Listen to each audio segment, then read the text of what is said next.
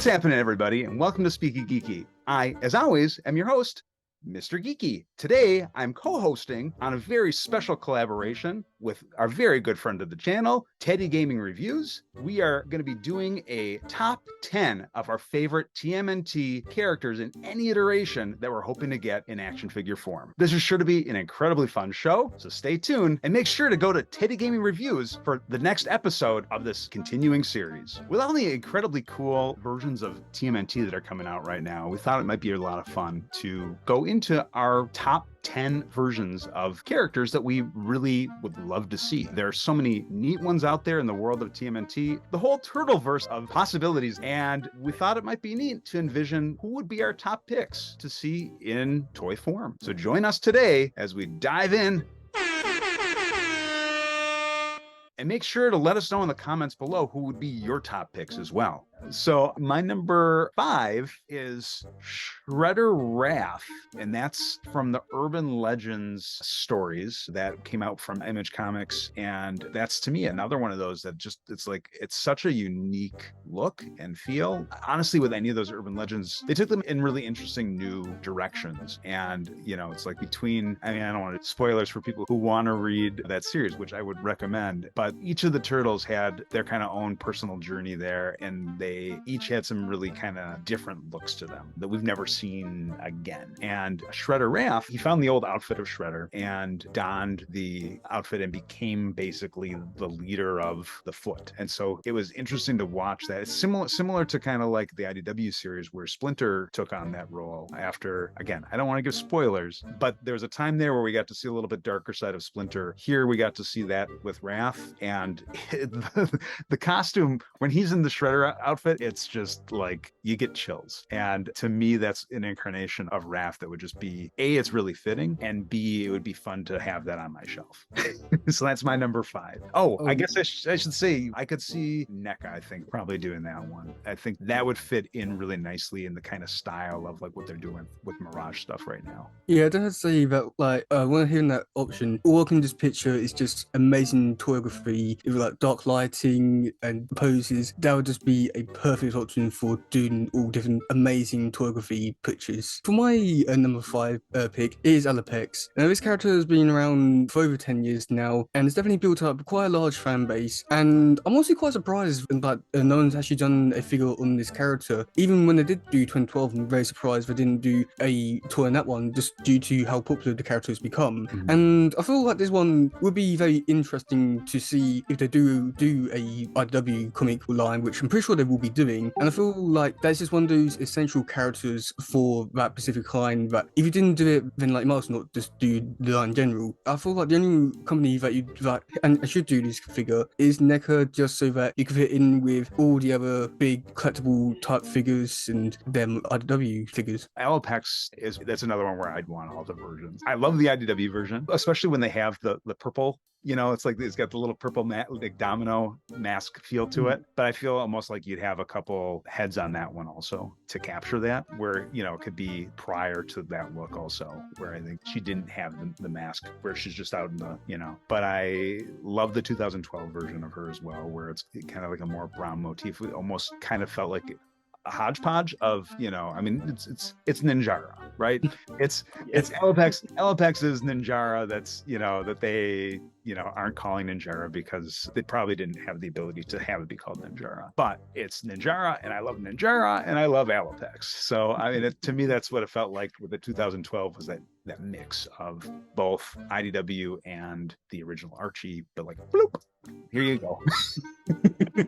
I love the IDW version though. I would love to have that as a toy. My number 4 is Fugitoid. Yes, we've gotten Fugitoid in a bunch of different ways before. The way that I'm thinking here is a way that I always wanted to see him, which is as a Fred Wolf style Fugitoid. Some of the early concepts of Fugitoid 2 gave me the impression that he was being considered to be in that cartoon series because some of the concepts that they came up with looked like it would jump right out of the cartoon. And it's a shame that he never made it into the original cartoon. I feel like before it, you know, did the pivot to the Red Sky years, that character would have fit in really well. You know, the way that we see him in other ways is kind of this neurotic robot or android. And to me, that is like, I could see him being friends with Karma. I could see him being friends with, you know, some of these other characters that were good supporting characters in the Turtles, and would have been a great outlet to see some like spacefaring adventures. And we did get that a little bit,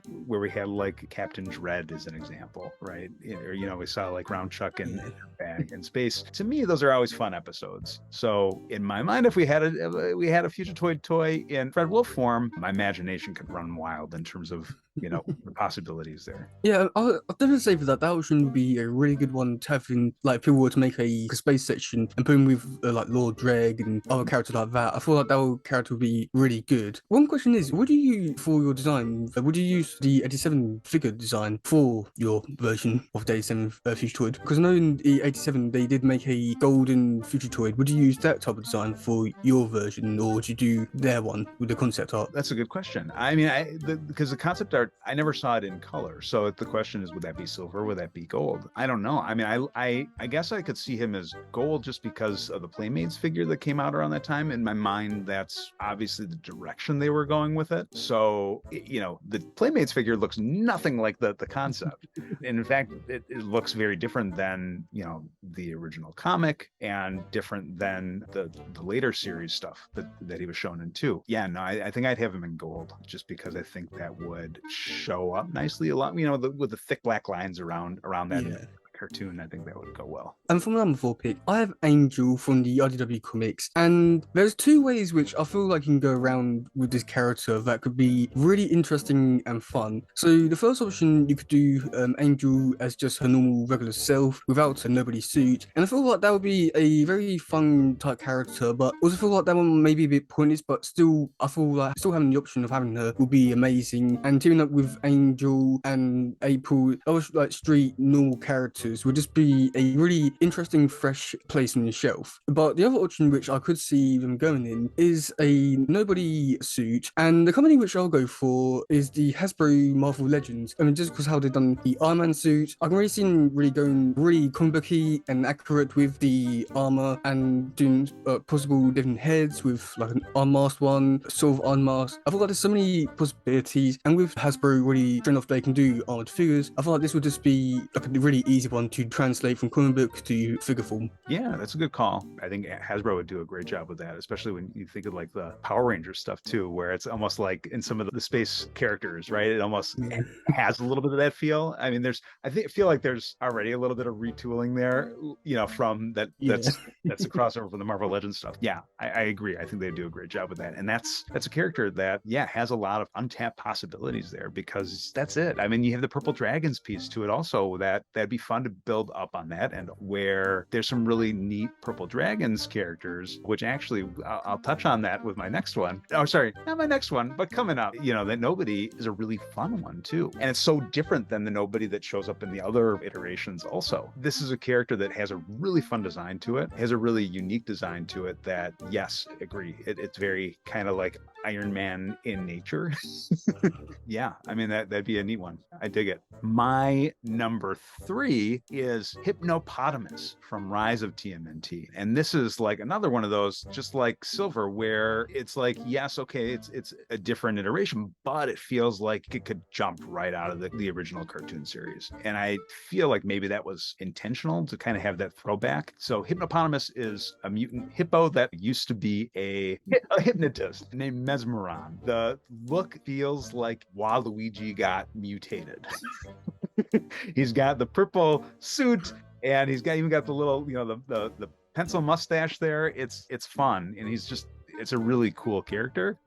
So this is another one I think it would go really well either as a Fred Wolf style for NECA or the Ultimates for Super 7. And there it's almost like I am worried my shelf will break with how big I think they'd make that character, because it's a hippo character, and they are really generous with the weight of the plastic that they have with their figures. So I could see it towering over my other characters really nicely and just having a lot of posability there. on the Super 7 side. On the NECA side, it would fit in really nicely with those Fred Wolf characters. And honestly, it's like that's when I'm talking about with Warren Stone, that's when I could see being paired pretty nicely. Like if that was done in the Fred Wolf style also, because they were buddies in the cartoon. And in the Rise, they'd be buddies in Fred Wolf in my mind too, you know. So that is my number 3.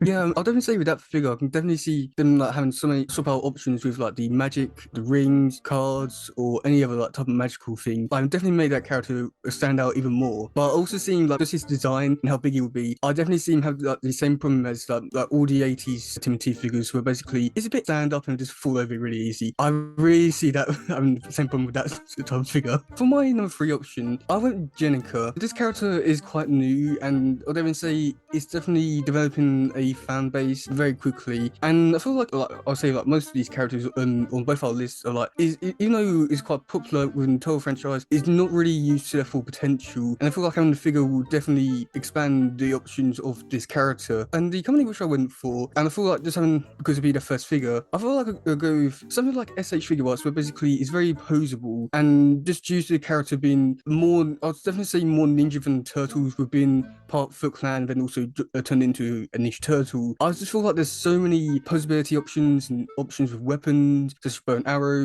the claws, swords, and definitely saying that having the more articulated route, you can definitely do so much more. But like, if they were to do it in NECA form, then I wouldn't be against it. I just would much rather a more posable character of this figure. If Mezco ends up doing more of those turtle figures too, I saw they were doing the 4 core. That could be a fun one to see Mezco play around with too, because I think that they would do a really nice job in terms of getting the extensive posability that you were saying with that's H figure arts. But I agree. I mean, that's a character also that you really want to be able to put into a lot of good poses. She strikes a lot of fun poses in the comic that, you know, you want to be able to replicate that. Also, do you think that maybe implying the Super 7 option as well, with the different style heads, you could really go a bit more fun in terms of like going a bit with like different artists, and like in terms of like maybe ones which definitely helped create the character. You could do like Sophie Campbell's art style. The person who did come up for issue 95 and was Bron Revel, like really like showing off like the big, like playing like homage to the people who definitely had a big helping hand with creating his character. Mm-hmm.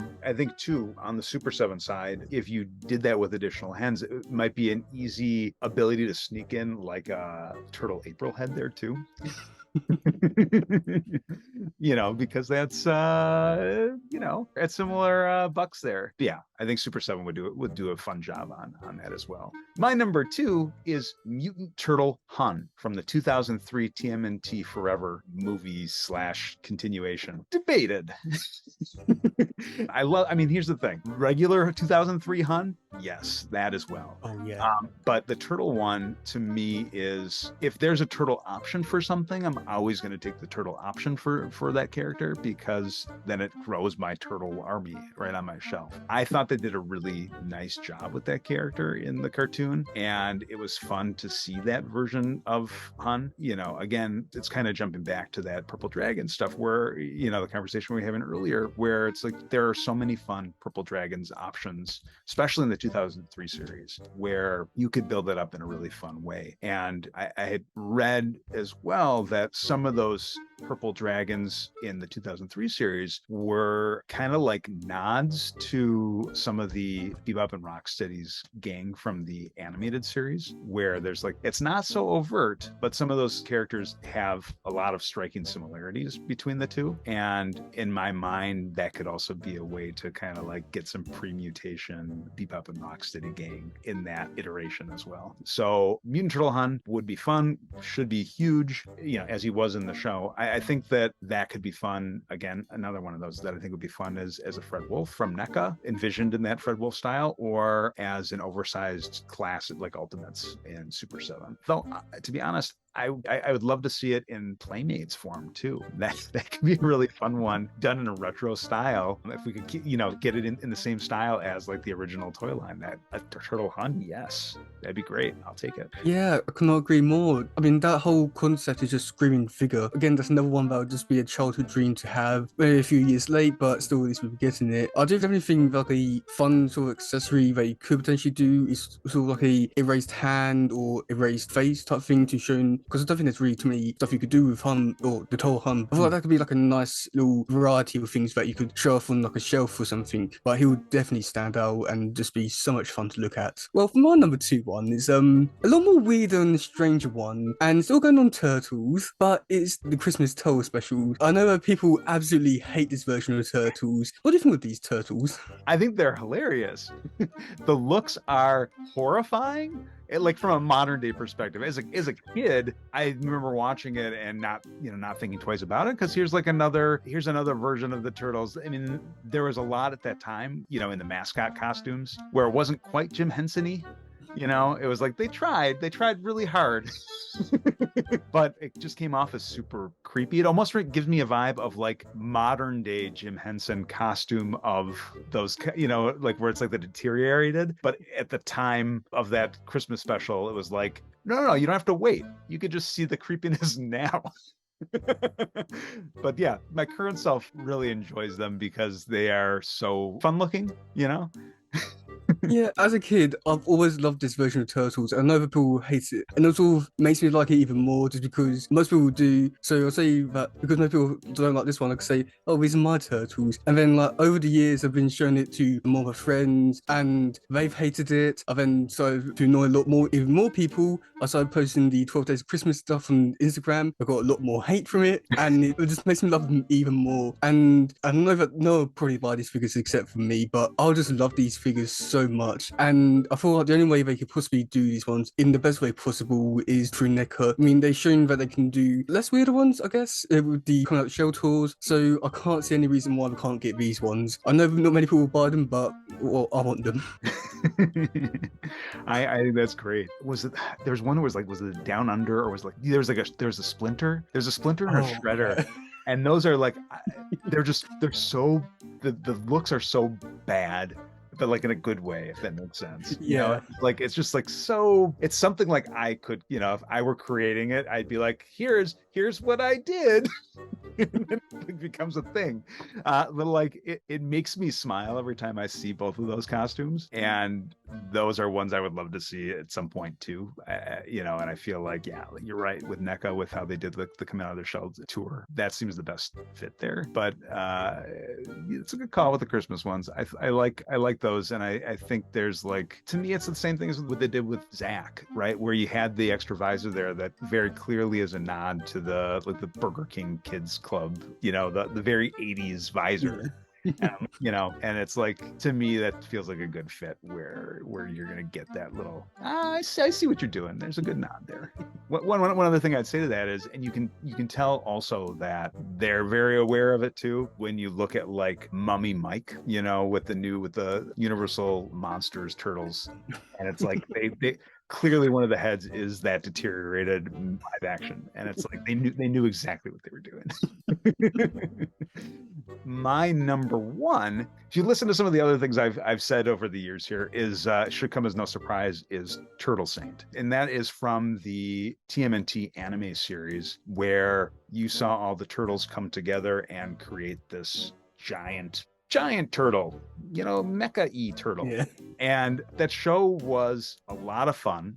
If you haven't seen the animated, it's not, there's I think it's very limited episodes.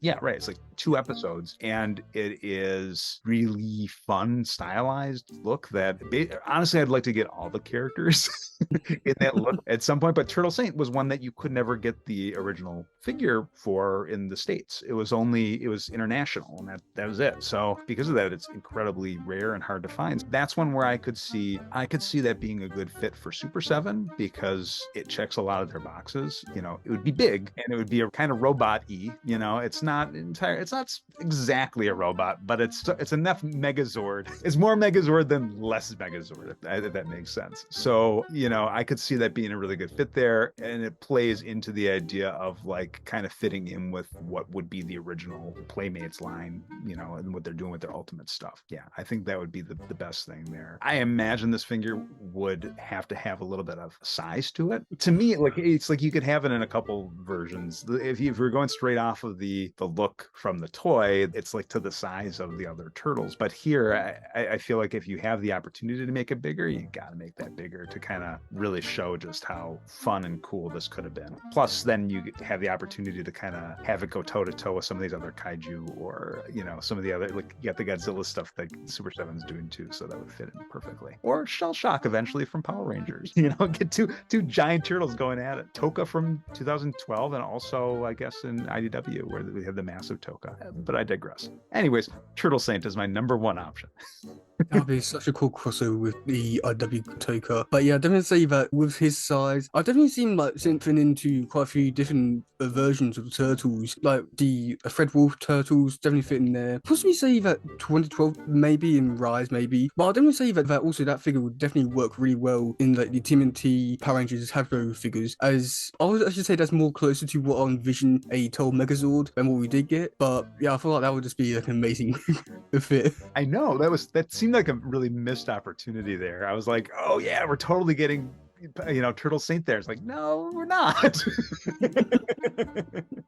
For my number one is Darius Dun. I know that not many people like Fast Forward. Compared over the years, saying that I do respect it and enjoy it a bit more. But growing up as a kid, I had that playing on the TV station for 2 years. And maybe the reason why I like it so much. To see that Darius Dun never got his storyline finished, I'll never forgive Toes for that. Then to never get a figure, it ruined my childhood. I know they did give him in IDW, but it's still not the same. And he's always been my favorite character ever since. I've always felt as though this character has never been used properly in terms of what they could potentially be doing with his character. Bring him into the toy line, you could definitely have that like big looming threat of a character on your shelf. For like instance, you could have like Darius Dun in front of the Dark Turtles, Darius Dun in the mech suit, or even doing a sort of reference to the theme song where he's just a big man looking over all the things, laughing at them. I feel like there's so many options here, and it pains me that there's no figure yet. And to finally get one, it would just be my dream come true.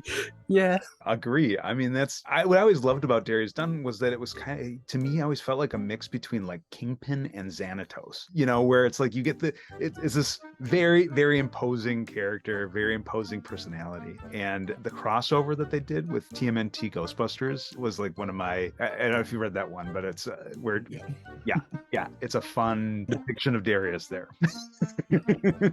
I would go an extra there and say that version too, please. Also, I forgot to mention the version with like the figures that the company which I'll like to make is the 2000 the Playmates one, just so that I can finally put in with the fast forward section, complete my childhood dream. I guess also NECA just because of the honor or the justice that this character deserves with the shoulder shading look, everything like that. Another one which is a bit more weirder with a few years ago when I was doing the DC Direct figures. Even though I didn't grow up in these series, I did collect the figures, and one which I got was the Commissioner Gordon, and I like the materials which are used for his little trench coat thing. I would definitely like to see that put onto Darius Dun's jacket. I know that's a bit weird, but like I like that material, and I feel like it would work really well for his like coat. Very kind of flexible. Yeah. I remember that. That was always one that I kept looking for, and I was like, I could never find it. The Commissioner Gordon, but I like the look of that too. So it's a great pick. Darius Dun would be a lot of fun. What's fun too, as we were going through this list, is like there's a lot of humans here that we noted, right? Yeah. And I think that's kind of like, I grew up in a time where it's like you didn't get so many humans, especially in these lines, because it was like those were seen as peg warmers, right? But now I think because we're in this time where we have collectors care, you know, they want, you know, the other characters too that help flesh out the line and help really give more of a world building element to it. And that's the thing. There's a lot more growth to do when it comes to some of these human characters, and there's so many fun ones. Like I said, I mean, there's, I guess, Starly, yeah, right? Does she yeah? And so sort of kind of.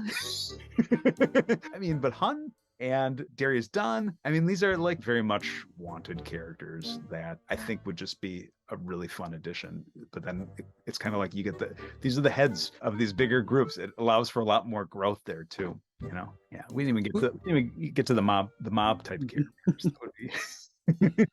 As we are expanding in like the toy lines, we're allowed to get more figures that we probably don't really need, but we're still going to buy them anyway. I feel there's so many fun ones which definitely really choose because of nostalgia. I feel like there's so many more fun possibilities now that are definitely going to be made. I mean, just like look at Shredder, you've got so many different options, whatever one you go for, and you don't really need all of them, but we're still probably going to get them. And then it comes to the idea of like, when you think about how you're displaying these too, it's then you have a whole army of different kinds of shredders too. In each iteration, there's multiple kinds of shredders, right? And then you have the characters that are shredder-like, right? You got Karai, you got again Shredder-Raph or Head of the Foot Splinter.